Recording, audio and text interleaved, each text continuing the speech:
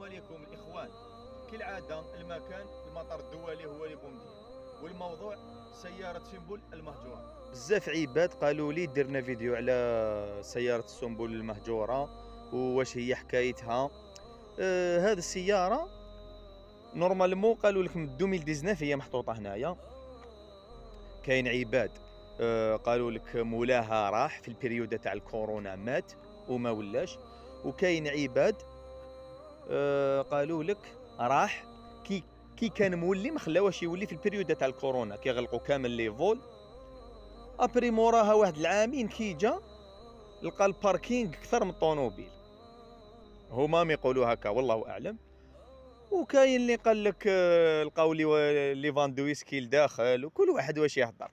المفيد اللي يعرف حكايه هذا الطوموبيل يعطينا حكايتها في الكومونتير.